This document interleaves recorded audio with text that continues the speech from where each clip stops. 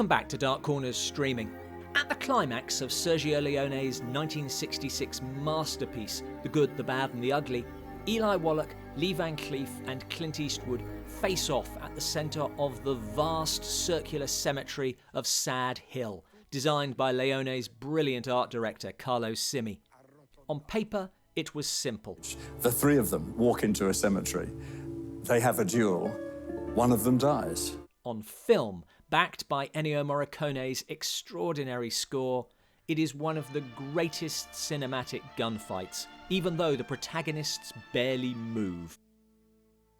After filming finished, the set, like all those built for the movie, was abandoned to all but enterprising fans. The documentary Sad Hill Unearthed, which you can find on Netflix, follows a group of Leone fans as they attempt to unearth and restore the cemetery in time for a screening of the movie on the 50th anniversary of when the scene was shot. And if you're in any doubt about the scale of the job, this is a film documentary with a difference. It has the usual celebrity endorsements.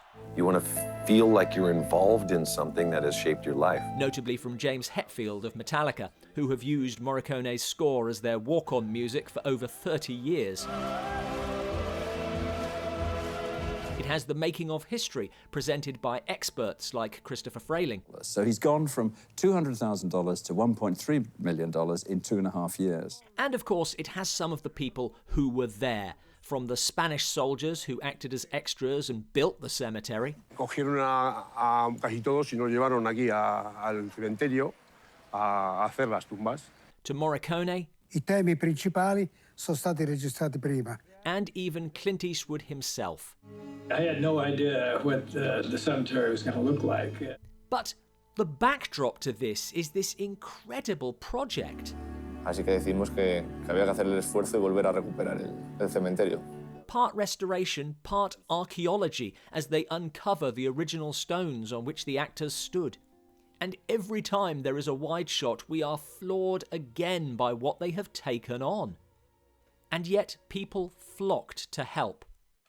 Funding came from people sponsoring individual graves on which their names are painted. It's a great story. As a documentary, the one thing I would point up is the lack of clips from the film. There are only 2. I have a horrible feeling this was a rights issue, and really, nothing but contempt for whoever refused those rights, though the project's leaders more than make up for it with their reenactment.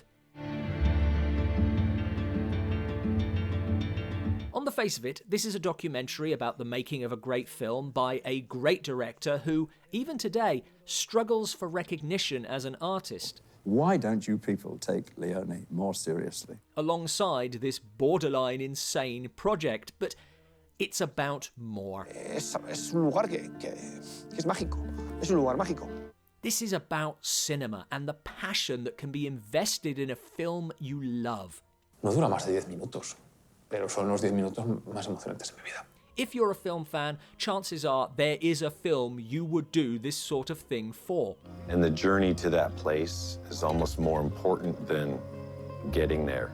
Doesn't matter if that film is not The Good, the Bad and the Ugly, you recognise these emotions, you are swept up in them, and by the end you cannot help but be right there with them. ¿Qué pasa? Pues mira, ¿qué pasa? This is a film for film fans, and I really recommend it. Thanks for watching. What film do you feel strongly enough about to commit to a project on this scale, and do you have such a project in mind? Let us know in the comments below.